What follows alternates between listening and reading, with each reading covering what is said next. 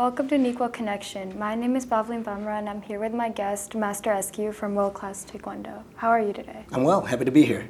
So, sir, I have a few questions for you about your journey of how you kind of took your passion for Taekwondo and you turned it into a successful business. So I was wondering where did this path kind of start? How did you know this is what you wanted to do? Well, I started Taekwondo, which is martial art, around the age of 8. And as a kid, it was just a fun thing to do. And as I became a high schooler, it was something that transitioned into a part-time teaching job. And under my teacher, I was kind of an assistant instructor and decided I liked this and found out it was something I was very passionate about. So I turned it into a part-time job, and throughout college and beyond, it became a full-time position. And I was lucky enough to move from my home state of New York here to Illinois and open World Class Taekwondo in 2018. So it's been a big, long journey, but a fun one nonetheless. So did your past self kind of expect this? As you said, but when you started Taekwondo, did you expect yourself to be here as an instructor? Or? I think as a kid, it's hard to kind of see into the future, but as I got older, into teenagehood and into high school, I thought, hey, this could be something. And when I graduated, I went to school for business and finance. I didn't really know if it was going to be kind of my calling, but after I was, a little older, it spoke to me. So I'm not sure if I saw it coming the whole time, but it kind of unfolded in a natural way.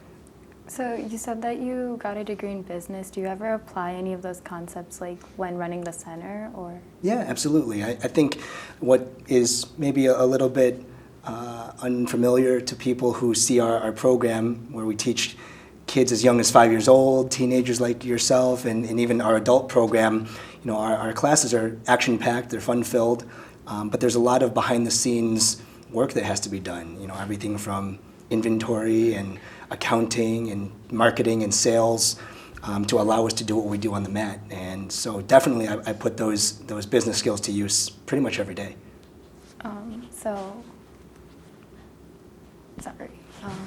Is there something that students don't know about that you guys do outside of class? You said there's a lot behind the scenes, so could you tell us a little more about that? Well, one of the things that we really like to do in our local community is partner with different schools, organizations, foundations to give back. And so we've worked a lot with the elementary schools here in District 204 for events like their multicultural nights or fund run fundraisers, even PTA events, because we really like to connect with the families in the community that we work with. And so, it's something that may not be obvious is the fact that we really like to give back. So it's not just about what happens within our four walls, but it's really what we do in our local community. Mm-hmm. Along those lines, I know for testing, sometimes you end up using some of the schools nearby. How does that process kind of work, getting them to agree to it and setting everything up there? Yeah, it's about relationships, right? Mm-hmm. And so we have some schools that we work with in District 204, also 203, and whether it's a connection made from someone we know in our Taekwondo school, or we just reach out. A lot of the schools have rental availability, but we really build those relationships, so they're happy to have us back in the future too. Kind of turning to a different direction, what's something that Taekwondo masters do outside of the school, students, what's a day in your life I guess? Well, it's very important to stay active, both physically, mentally, even emotionally, just to be at our best for our students. So everything from eating right and staying physically active, whether it's working out or just kind of keeping ourselves fit, but also just having things to do for fun. And myself and my partner, Master Polanski, we're originally from New York, as I mentioned, so it's kind of just getting a chance to explore Naperville and Chicagoland. Mm-hmm. So it's just kind of having a balance to all those things inside and outside helps us stay, the best that we can be. Mm-hmm. So how is the transition here from New York to Illinois? Where did you like it? So I'll be fair. I'm from Buffalo, New York, very far away from New York City. If you ever heard of Buffalo Wings, Niagara Falls, that's where I'm from.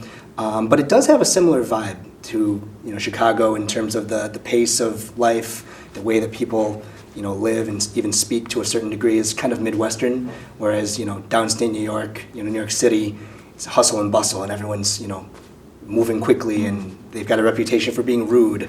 I think here in the Midwest, everyone is a little more polite, a little more friendly, but we've really enjoyed it. It's a little colder here, but a lot less snow than Buffalo.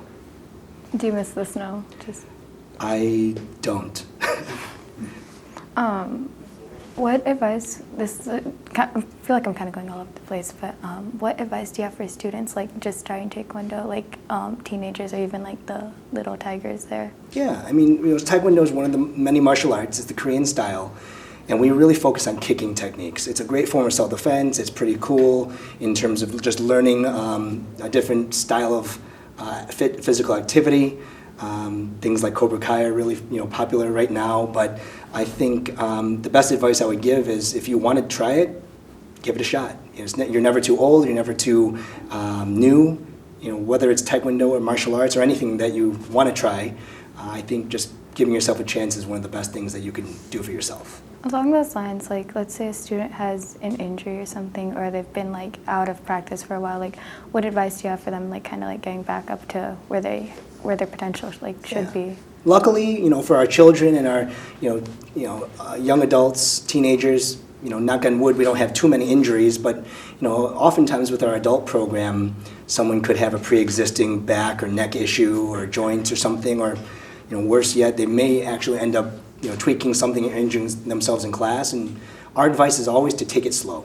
A lot of people want to get back in action as quickly as possible, but we'd rather take a little more time to heal properly.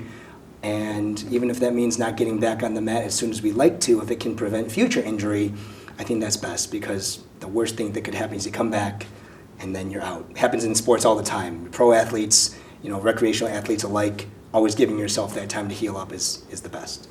Have you ever considered like opening up a second branch here in like the Chicagoland area of World Class Taekwondo? We've got goals. It's still a young business. Our school has been open for about 6.5 years, going on 7 this year. So in the scheme of things, we're still very new. But definitely we'd love to meet more families and great people in our community. And if expanding is one of the ways we can do that, that's certainly a goal, hopefully for the future.